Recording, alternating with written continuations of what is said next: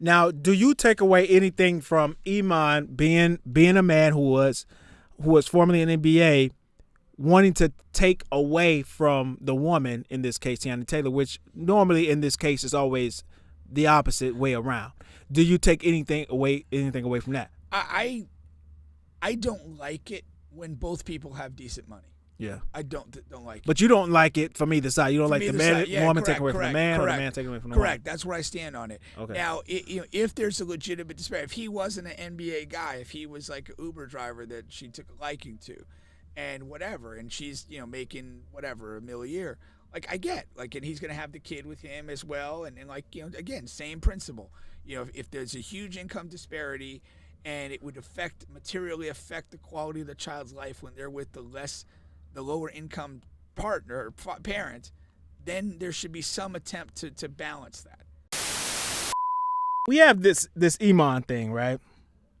And shout out to Iman. I was telling Pink before the show started. Iman Shumpert is a good actor. He's a solid. I don't want to overdo it, but when you watch a show or a movie and people stick out, like, man, they just should have found another person. Right. Like, he's not that. He fits in. He's a good, solid actor, and I'm sure he can grow into being a really good actor. I'm kind of amazed because it literally turns my stomach to listen to him talk. Yeah. His expressions, the way he tells a story, I just fucking hate it. And see, I haven't seen too much of him, like podcast stuff like that. I don't really click on it. Yeah, I've seen too much, so man. You may be right on that, but if he's given words to say and he's not creating his words, he's reading off a script.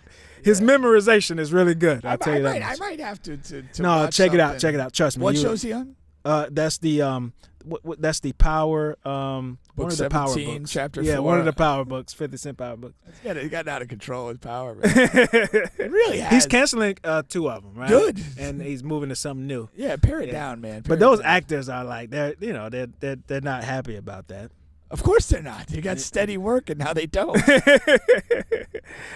So, former NBA star, you went a little heavy on that. Iman Shumpert wants half former NBA role player. Yeah, there you go. Wants half of Teyana Taylor's pre-marriage royalties, and of course they say his finances were revealed during this. Okay, so the pair announced their separation in 2023, and various allegations from both parties have. Oh wait, somebody disputed. Somebody said he's on the Chi. That's the goddamn Chi. I feel bad. Yeah. It is the Chi. Bubba, self-proclaimed TV and movie I am. You lost the title. It's gone. Kiki, you're supposed to text that information. Over here exposing me. Bubba was exposed. All right, it is the Chi, and I love the Chi. All right, I love the Chi. The Chi is better than Power. Okay. Good. All right. Yes. Okay. They announced their separation. Okay.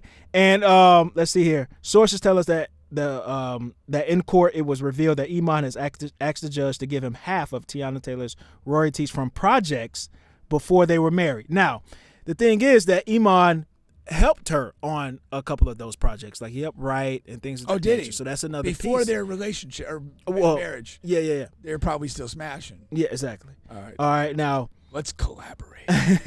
One source also details Iman's finances. We're told that Iman spends $112,500 per month.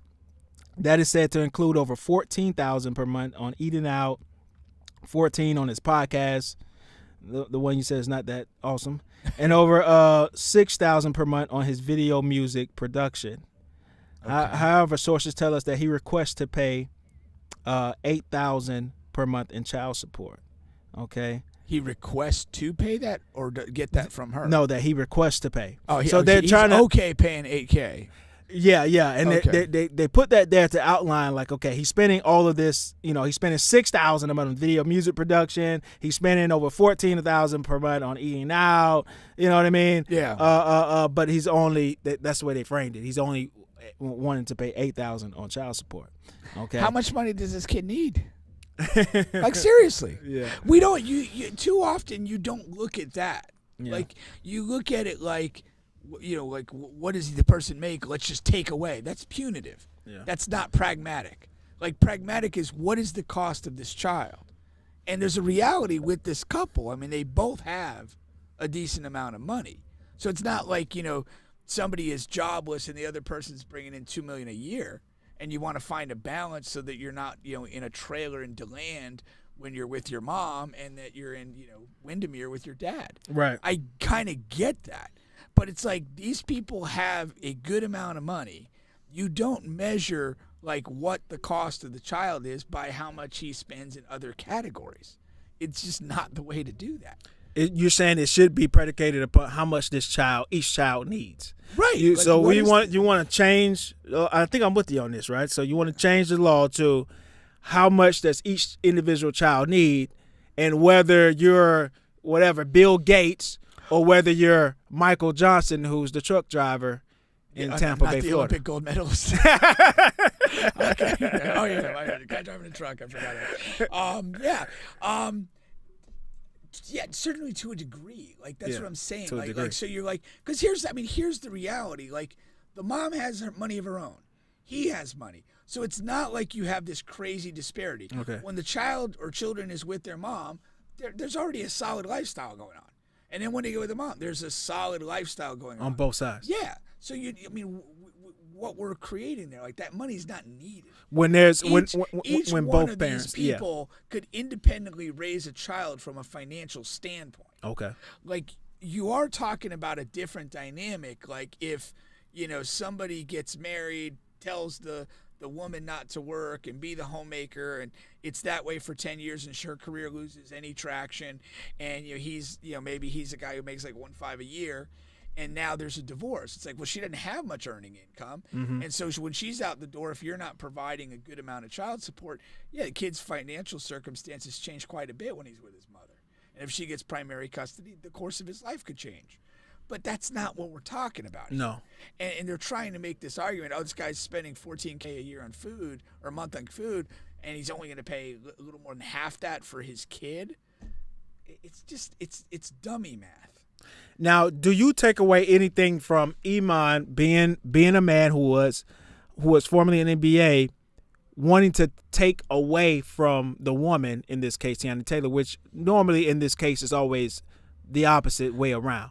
Do you take anything away from that? I don't like it when both people have decent money. Yeah. I don't like it. But you don't like it from either side. You don't like the woman taking away from the man, or the man taking away from the woman. Correct. That's where I stand on it. Okay. Now, if there's a legitimate disparity, if he wasn't an NBA guy, if he was like an Uber driver that she took a liking to, and whatever, and she's making whatever $1 million a year, like I get, like, and he's gonna have the kid with him as well, and like again, same principle.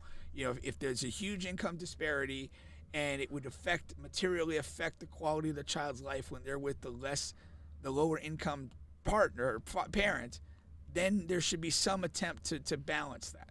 I understand that. I get that. Because you're going to create internal trauma with the kid in those two environments. And that should be protected to the extent it can be.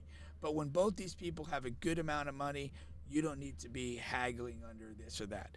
Now, when I first read the headline that we've posted, pre-marriage royalties, I'm like, nah, that's crazy. That's a reach. Like, what did he have to do with that?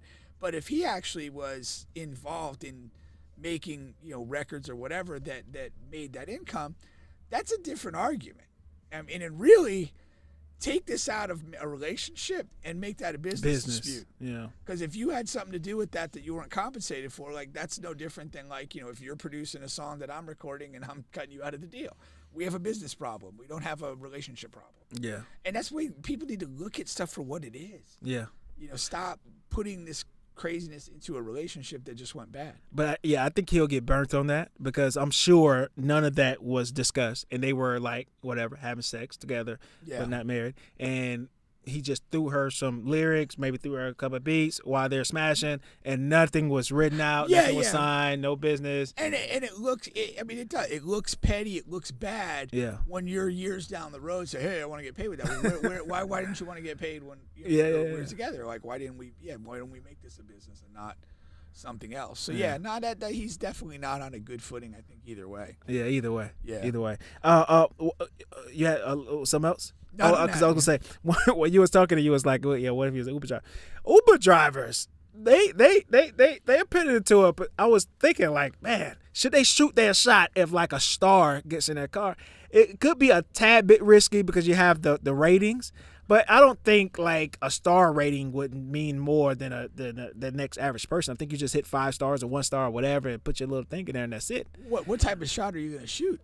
I'm saying if Teyana Taylor gets in the back of your Uber car and she's single, like do you spark up conversation and try to? Well, that's what I'm saying. Like there's no risk in that, and I'd be disappointed if you didn't.